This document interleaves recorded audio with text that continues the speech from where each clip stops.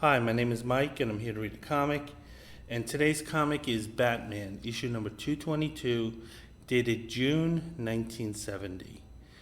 This cover is a pretty well-known one for a Batman during this era, because it does have the four Beatles, or a parody of the four Beatles on it. And we can see both Batman and Robin, they're referencing an album, which is clearly styled on the Beatles. This group is never called the Beatles. So I guess they didn't want to pay any type of licensing fee to the group, and at the same time they didn't want the group to sue them. So they sort of made these close facsimiles of the Beatles. Batman and Robin are involved in this case because there was a well-known rumor going on that one of the members is dead. So they need to know what's going on exactly for some weird reason. And we'll find that out when we look at the story. The story itself is a little odd, to say the least. It was written by Frank Robbins. I don't think he was entirely comfortable writing such kind of a contemporary story. American slang. Putting on the Ritz. Getting dressed up. Flapper. A girl. Hatsy-tatsy. Boop-boop-be-doo. Red Hat Mama. 23 Skidoo. What is this? Copyright 1926. Renfield, you bungling moron. This book is as out of date as I am. I guess Frank's musical taste probably ran from songs like Ring-a-Ding-Ding and stuff like that. But nevertheless, this was designed to sell comic books, and anything with the Beatles back then, pretty much would sell. So I guess mission accomplished there. So before I go into the story, I'm going to take a quick look at this one ad here. It's selling movie posters by mail. See some of the movies here. The Wild Bunch, which is a great movie. Bonnie and Clyde's a great movie. There's Bullet, and as many times as I tried to watch that film, I just can't get into it. The problem was with the story, but I would always enjoy the exteriors of San Francisco back then. Let me see a few other movies I haven't really heard of. Okay, so we're going to get into the first story because there's one of two. The second one is just as odd as this one. And we see that we're told in the banner that Batman and Robin are together. So based on the title of the comic here, I'm assuming at this point, Robin had already gone to college. So they had split the Batman and Robin team. And I think they dedicated Robin more to the Teen Titans. So both of them were active, obviously, but this is sort of like an unusual reunion of the two. Same way we see Dick Grayson. He's at Hudson University, which is, I guess, their version of Harvard in the DC universe. They're listening to the radio. This DJ, and he's kind of talking in this odd Wolfman Jack type dialect, for lack of a better word. I'm not even going to try to describe what he's saying, but basically he's talking about the Oliver Twist. And that's another thing with this comic book, is that it doesn't make clear what exactly the group's name is, because it changes like 3 times. But at this point, they're the Oliver Twist, and they basically are referencing that if you play the record backwards, you'll hear this message, and it's kind of giving the various speeds. So anyway, one of Dick Grayson's college mates here, he mentions that that's the part where Glennon, because they can't use the actual names, is rapping, ain't you got it if they ain't bought it. Again, Frank Robbins, I don't know what he was getting at. But then they hear another message when they play it backwards, and it's a bit more cryptic. It makes more sense, but it's also a bit more cryptic. It says, "Sure was a ball, Sal. Too bad it's over." So the listeners here, they're making the assumption that it was Glennon who said that, and that they're talking about another of their bandmates, Sal Cartwright. Sal Cartwright is the analog to Paul McCartney in this story. So we see that the dorm mates, they're all talking about it. Dick Grayson seems to put some credence into this rumor that started basically from this little message in the album.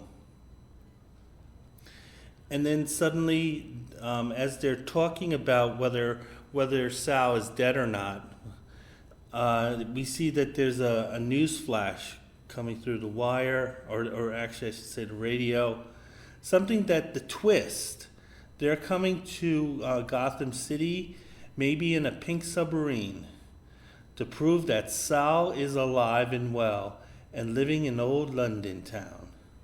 So, so now this brings sort of it should end the issue at this point. If the guy's showing up live somewhere, boom, he's not dead. But nevertheless, there's still kind of a debate here, and some of Dick's dorm mates, they know that he's the ward of Bruce Wayne, playboy billionaire.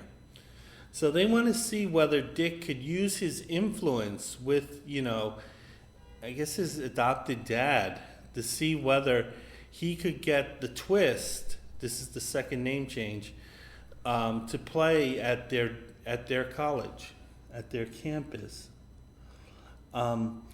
Dick Grayson is initially hesitant to do this. He says he's not one to influence, to peddle influence, or to use his influence, to peddle for his benefit, which is totally missing the point of these Ivy League schools. Because the reason these schools are so desirable is that they can attract, these Nepo babies who can peddle their influence. So anyway, we see Bruce Wayne, he's reading the paper, and he's also he's also seeing the news about, that Sal is alive. And Dick Grayson, he's thinking, he's a major stockholder of their record company. So this publicity has actually been good for his bottom line. Remember, Bruce Wayne, he's a member of the 1%. And however, he does have an unusual ethical streak for someone in his class, because he doesn't know whether this thing was a hoax or not, and he didn't want to feel like he got that money through dishonest means. Then there's a phone call. We see Bruce and Dick. They're talking to each other. Now we go through the third name change. And now they're the Orphans. So the group went from the Oliver Twist to the Twist to the Orphans. And Bruce Wayne is saying, "Listen, I hear you. I'll do what I can. I'm not really sure. I don't have overt control over these guys." But Dick is saying, "Yeah, thanks. Thanks for giving it a try." And so Bruce promises to give it the weekend, see what he can do, since they are flying into Gotham City. It turns out that Bruce Wayne is living in a penthouse at this time, because apparently the Wayne Manor is going through renovations. I don't know whether this is to update maybe the computers in the Batcave, or maybe some type of inspector came by, but nevertheless, they obviously wanted to move Bruce Wayne into kind of, I guess, more of a stylish type of housing setting, rather than sort of the old man mansion that's hidden away.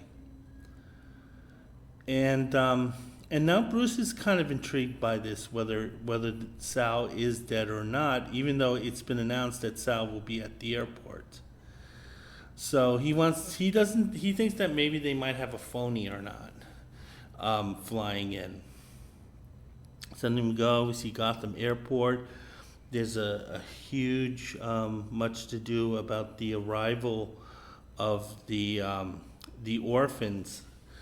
This is obviously based on the 1965 visit of the Beatles to America, their first visit to America, and what a huge landmark event that was. And that was only 5 years earlier. So this definitely, would have been in both Frank Robbins' mind and also the artist, which is Irv Novak. I actually forgot to go through the creative team. I'll do so at the end. So anyway, we see the members of the orphans there. They've landed in Gotham Airport. There's much hullabaloo from the press and many of the hippies of Gotham City. And then we see Sal here, and Sal's kind of the spokesman. And one of the things that Sal's doing, he's holding this portable tape recorder with him. And Sal is sort of dressed kind of like a magician here, and he kind of looks like a magician. So I'm guessing that they sort of like are kind of like a little like hint that this guy's a trickster. Then we see, and Sal did address the issue of whether he's dead or not by saying, "I'm here."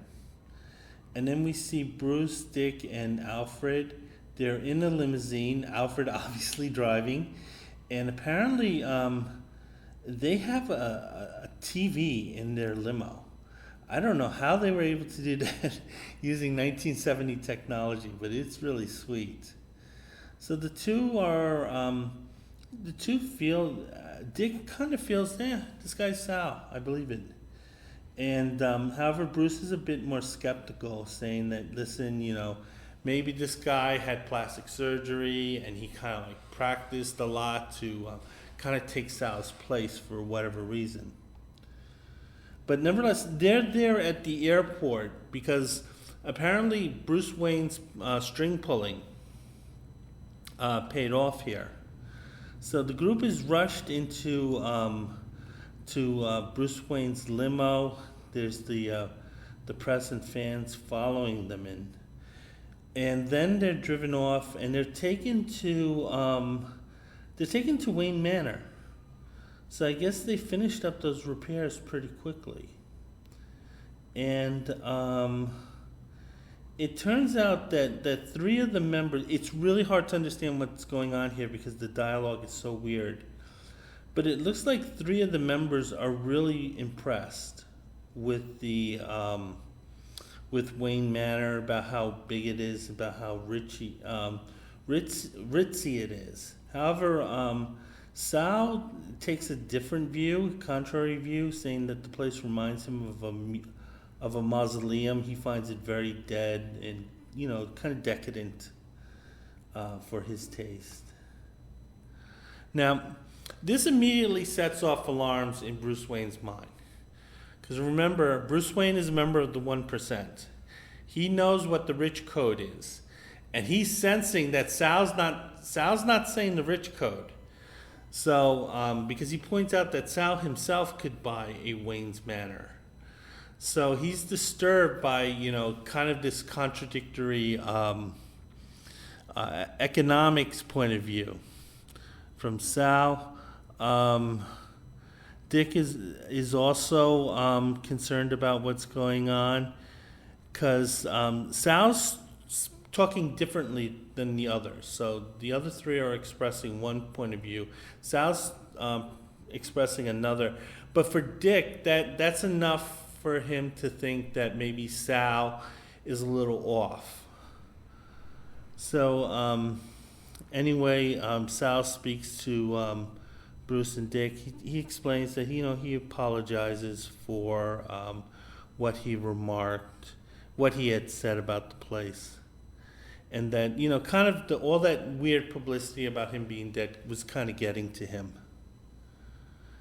And then he's talking about how what had happened in this universe, in that the other members of the group had gone to the Himalayas to visit this Indian guru who was supposed to bring them enlightenment. This actually was based on a famous incident with the Beatles. The Beatles had heard about, I guess,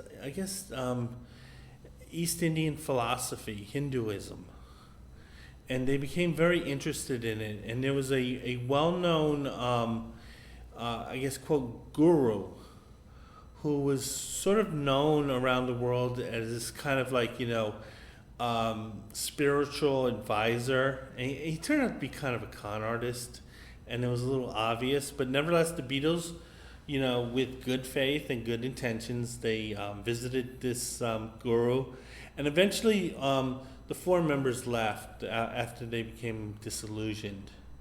I know a number of celebrities had joined them on that group, and one of them was sexually assaulted. So anyway, Sal's talking about that incident in the Beatles' history, and he's explaining that he was the guy who was expected to carry on while the other three were, seeking spiritual enlightenment. And he said that he felt that the pressure that was placed upon him was a little too much for him. So he just simply kind of just ducked his head and stayed out of public view until his three bandmates came back, self-enlightened. So that's what we're told about how those rumors started. And as Sal is leaving and offering a fairly reasonable explanation, Bruce and Dick, they start talking amongst themselves. It turns out that Dick had bugged the room, and he bugged the room with the intent of capturing Sal's voice on tape. And he would use that to run it through an analyzer. And then they're running it through another voice recorder. And I have no idea why Dick needed to kind of measure these two voices.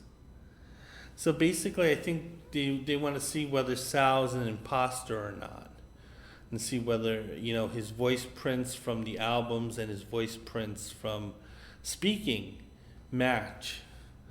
But then Bruce says, "Listen, the two sounds are from different sources, so that alone is going to create a mismatch." So I think what Bruce is saying is they need to have Sal singing, but they need to have him singing on the same tape as they captured his regular voice, and somehow that would do the match. Again, this stuff doesn't make much sense. So anyway, they're all at dinner. Alfred's serving, of course, and Bruce is asking Sal about his tape recorder and why he always has it around him. And Sal's explaining that he uses it in case he has inspiration and he doesn't want to forget it, so he'll record himself, say, singing a melody that he just came up with in his head. So the tape recordings do contain recordings of Sal singing, and I think that would be good enough because they needed to have Sal's singing voice on a magnetic tape. It didn't matter whether it was Bruce's recorder or Sal's recorder, as long as it's on magnetic tape. So then Dick becomes Robin. He sneaks into Sal's room because they're all staying the night at the Wayne Manor, and he grabs the recorder. So he grabs the entire recorder. He did this because he thought that if he snuck into the room as Dick Grayson, that might be weird. So what he did was he put on his Boy Wonder outfit and was thinking, no, that won't be weird if I'm caught in that room. But nevertheless, he does get out. He does get out of the room with the recorder, and then suddenly he's hit from behind, and the person grabs the recorder. It looks like there's like a very clumsy tussle here in the dark, so we can't really see the assailant's face. We do see that he has very long hair like the group members, so we can assume it's one of the group members. The group member gets angry, and then he grabs the recorder and he hits Robin in the head with it. And then he kicks Robin down the stairs. So, basically one of the Beatles just beat up Robin here. Bruce is coming out because obviously he heard the commotion. And now he sees Robin at the bottom of the staircase, knocked unconscious. He goes down. It turns out he checks whether Robin's still alive. Because remember, a fall like that can kill you. And he sees that he's alive. He takes him in his arms. And he looks like he's going to take him into the bedroom. But he takes him down to the Batcave instead. And as he's doing that, he notices some of the group members are saying something, because obviously they heard the commotion too. So Bruce has to be very, kind of tippy-toe, dealing with Robin in his arms. Bruce is now asking Robin what happened, and he explains, "Listen, I broke into his room to get his tape recorder. So then we can measure the voices for whatever reason." However, Bruce's interest is up in this case because he noticed that for the members to get so angry and to attack Robin over the for the tape cassette, that's kind of interesting in of itself. So he's thinking that maybe they're trying to protect Sal or something like that. Then we see Batman and Robin. They're getting dressed together in the same room. So not sure any of those rumors about their relationship. A man who wears a leather cowl and a leather cape, and a 15-year-old young man called the Boy Wonder. This is not going to end those rumors. So the four bandmates, they're at breakfast. They're all sitting around. So as far as they're concerned, there was just a little bit of noise last night, but nothing more. Then Bruce makes an announcement to everybody saying that he has a big surprise, and he wants them to turn off the lights. Turns out it's Alfred's birthday. So Alfred's, very happy that he's being appreciated by his billionaire, employer, with a cake with one candle on it. So of course everybody now the group's called the Twist again. So they were flip-flopping between the Twist and the Orphans. Now they're the Twist. He says, "Listen, you guys want to sing Happy Birthday?" And they do. So they use that recording to kind of analyze Sal's voice pattern, and I think it turns out that they weren't able to isolate Sal alone. So like when they were singing, they were either singing together or they were singing on top of each other. However, Batman, he has this all figured out. He just taps their phones. And it turns out there's a call. There is an outgoing call to Gotham Recordings. And it's the caller claims to be Sal. and that he needs use of their studio for the night to kind of test some ideas that they have. And the owner of the studio is very happy to accommodate Sal here, because again they're basically the Beatles here. However, the studio owner does warn him that none of his sound engineers are there. However, Sal says, "Don't worry about it. We don't really need them for that." He said, "Just leave the key under the doormat, and we'll let ourselves in. So you don't even have to be there." And it turns out this information is enough to have Batman and Robin actually race to the studio, and with the idea of recording his voice. So, as little as this case means at this moment, they're all in at this point. So they're heading to the entrance mat. They feel that they got there ahead of Sal. So then they're going to go into the studio and basically set up their recording system. The key's still there. However, Batman says to Robin that there's someone else in there. And then immediately, Batman is greeted with gunshots. However, he was prepared for this, so he immediately ducks down. Then it turns out there's at least 4 gunmen in the studio. And apparently they were prepared for Batman and Robin being there. However, Batman, being Batman, he outwits these guys. Robin is making some kind of wisecracks, pointing out this is a boom mic and I'm going to go boom with it. And they're making some kind of these are kind of bad Spider-Man wisecracks.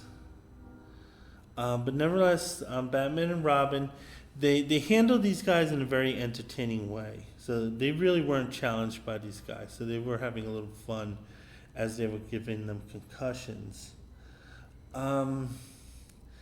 However, Robin doesn't understand how Batman knew this was a trap. And it turns out to be some bit of nonsense about the key. The key was under the mat, and because the key was facing toward the door, that meant it was a trap, because Batman was expecting the key to be facing the opposite way. So this is just Frank Robbins nonsense at this point. And now the group is being called the Twist again. There was not much care put into this story here. Where, even the writer could not keep track of the name of the group, and the letterer did not care. So it turns out that the two are running away. By the way, this art here is kind of cartoony. And it's unusual that Irv Novak would do something like this. And I'm thinking that maybe Irv didn't do all the layouts here. Because Irv was not a great artist, Irv Novak, but he was a good serviceable artist. And he normally would not be cartoony like this. And so anyway, after the key nonsense, Batman and Robin leave. They feel they have lots of evidence. Oh yeah, they have somehow they got the recording that they need to make that final comparison of whether Sal's voice prints match. And then Batman and Robin confront the entire band. And Batman believes that Sal Cartwright is a phony. And he directly addresses Sal. However, out of nowhere, Glennon, who obviously based on John Lennon, he pulls out an automatic weapon. And he basically is holding Batman and Robin at gunpoint. And he's explaining basically the quote mystery here was that Glennon was the one who attacked Robin in the hallway, and he's the one who set up Batman at the recording studio. And while he's talking like this to the crime-fighting duel, one of the other members, Sal, hits Glennon with the tape recorder, and that knocks the gun out of his hand. And he calls him Chumley, which I don't know if that was like a play on words, like Chumley, chump. And then Robin belts Glennon, who's now disarmed. Robin wants a little payback for last night, him being the superhero and him being easily beaten. And then we get the mystery of the story. And it turns out that Sal is real, but it's the other three members that are fakes. And what had happened was when his other three bandmates flew off to the Himalayas, the plane crashed, killing the other band members. So that just left Sal. And Sal was very despondent. He had lost three of his friends, and he didn't know where to start again. So he came up with the idea of hiring three lookalikes, giving them plastic surgery, training them, and all that. So basically, Sal is dead was to throw off the public from the fact that these other three members are frauds. And then we see Sal's very despondent here, because this is still very deeply emotional to him. He didn't have enough confidence. Sal didn't have enough confidence to go on his own. So he at least wanted the facade of the group. And he also signals that he was a little suspect on whether the public would accept him alone. Go back to Sal. Sal's calling out Glendon, saying that Glenn got greedy and he became overly protective of what he had gotten through this. And he basically went to criminal means to protect, his position. And we see Batman. He actually puts his arm around Sal, saying, listen, we understand, where you're coming from, but being fraudulent like that with the public will not end well for you. Milli Vanilli. So Batman, as they're taking Glendon to the police station, presumably, Batman gives Sal some advice, saying, listen, just be honest with the public and just reinvent yourself as Wings. I didn't see that. No, I didn't see that. No, I didn't see the at all. And, you'll still be, signed to the current record label, which I'm a major stockholder of. And, everything will end well. And then it turns out that the new group plays at Hudson University, and Dick is the big man right now on campus because he's the guy who arranged this. And that's the end of the story. That was kind of a weird story.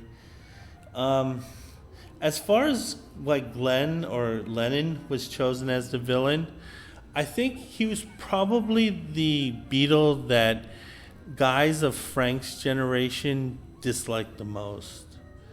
I think he was seen as kind of like, a stuck-up intellectual. He had also made some inflammatory comments that, to young people, the Beatles are, bigger than God. And that didn't play well with the religious section of America and England. So he had to back away from those comments. He's probably kind of right. So anyway, and I figure Paul McCartney was probably the most corporate friendly of the Beatles. So I think probably he was probably the one that was most comforting. to guys like Frank. And again, he just wanted to sing silly love songs. Okay, so that's the end of the story. See an in-house ad. One is for Green Lantern, Green Arrow. This is issue 77. I love this cover. This is the one where they're, I think they're along Appalachia. And then we see another Neil Adams cover. It's for The Witching Hour. Their covers were great. The stories were kind of hit and miss. But DC they came out with some really great horror covers. Okay, so I'm gonna look at this kind of strange in-house ad. It's something that Joe Kubrick came up with, and it asks the question: so you want to be a cartoonist? And this sort of gives kind of a guide to if you are interested in entering this field. These are some of the items that you're going to need. Joe Kubrick ran a school for cartoonists that I believe placed a lot of legendary talent from there. And so I'm wondering if he had his school at this time. Anyway, so I'm going to take a look at the second story. The creative team is the credits are at the back, and it's a Mike Friedrich story. I don't know what he was thinking, and the art is by Irv Novak and Dick Giugiano. Okay, so this is called Case of No Consequence, and basically this entire story is Batman saying, I am so tired, because the entire time he is just walking around like a zombie, like a 70-year-old man shuffling along, and all he's thinking about is, I am so tired. And he's just talking about how he's had to deal with case after case after case, and just walking around going, I am so tired. So anyway, Batman's just kind of shuffling along, and then he sees a crime in progress, and it's a robbery. It turns out that that a thief on the street just basically snatched and grabbed from this guy. Now Batman is actually kind of debating whether he should get involved with this case or not, because he's saying it's kind of low level. Not much was stolen, and it wasn't stolen from me. So, maybe I could just, let this one slide and just hope that this guy understands that I'm so tired. However, Batman figures, no, that's not the way I should be thinking. And it also turns out that this individual who's the victim actually is deaf. So he has to communicate through sign language. And the interesting way that they're communicating this to the reader is basically they have thought bubbles emanating from the hand. So it's like the hands can magically talk. So that's how they're kind of doing it here. Batman is looking at these hand signs. He's slumped over. He's still debating whether he should bother with this crime or not. Then we see two panels here that are supposed to emote what is going on here, and it seems like Batman has decided that no, he's going to pursue this case and he's going to help this guy out. Get his stuff back from this mugger. So it turns out that there's some the guy was a photographer, and there was some developing fluid in his on his person, and somehow it spilled during the mugging, and the mugger actually got it on his shoes. So the mugger's sort of leaving this trail of developing fluid, and the Batman is also sign languaging back to the guy with his hands speaking, saying, wait right here. this is sort of important to the story, although this story is not important at all. So anyway, Batman very tiredly is following these footprints, and he's still debating how much effort he should put into this crime, because he's pointing out that he needs to solve this one real fast because he's so tired. However, the footprints begin to fade, obviously because, as less and less lighter developing fluid is on his shoes, and the trail ends. So Batman's at a dead end here, and he's thinking to himself that, either the mugger has gone home, or he's spending some of that money that he just got. And there's an all-night pool parlor that would be open and that would be of interest to probably someone who is a mugger.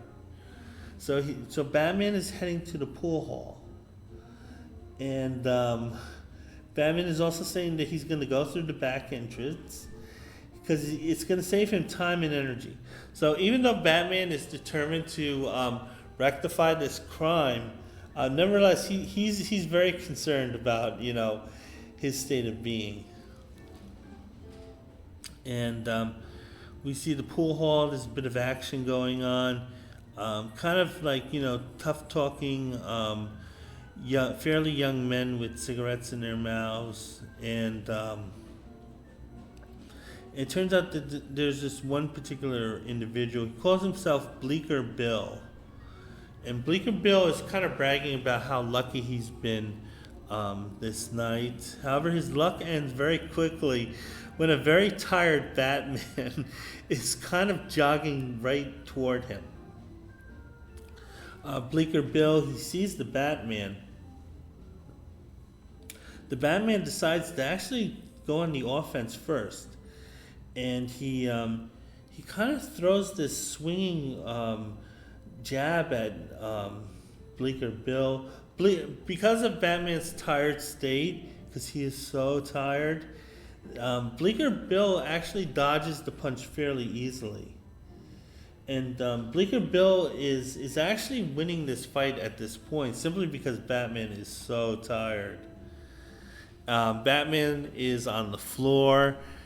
He's impressed with how quickly Bleecker Bill is running, because he's running out of there like a bat out of hell. Batman realizes he can't get into a foot race with this guy because he is so tired. However, Batman does something very odd. Rather than running, he decides that he's going to go underground to catch up with Bleecker Bill. So he lifts this very heavy man cover. He decides to travel the sewers of Gotham City. This is preferable than, say, kind of like, not necessarily running, but maybe walking a little briskly. That would seem like a lot less energy. Bleecker Bill is still running, though. He realizes that, even a tired Batman is still a Batman. And before I go back to the story, I'm going to take a look at this one ad. And it's for a moon blob. And this is basically just kind of gooey, silly putty. But nevertheless, you can see how much emphasis was on the space program here, where they're trying to tie in, even this to the landing on the moon. Okay, so I'm going to go back to the story, and we see Bleecker Bill. He's still running. He's pretty pleased with himself because Bleecker has that guy's camera, and he's on Bleecker Street, so I guess he's looking to go home. However, it turns out that Batman beat him because Batman was able to lift. He went through the sewer system and he was able to lift that heavy manhole cover, and yet, immediately Batman collapses right in front of Bleecker Bill. However, Bleecker Bill is so shocked by this, he doesn't fight back. And basically, Batman is teabagging this guy right now because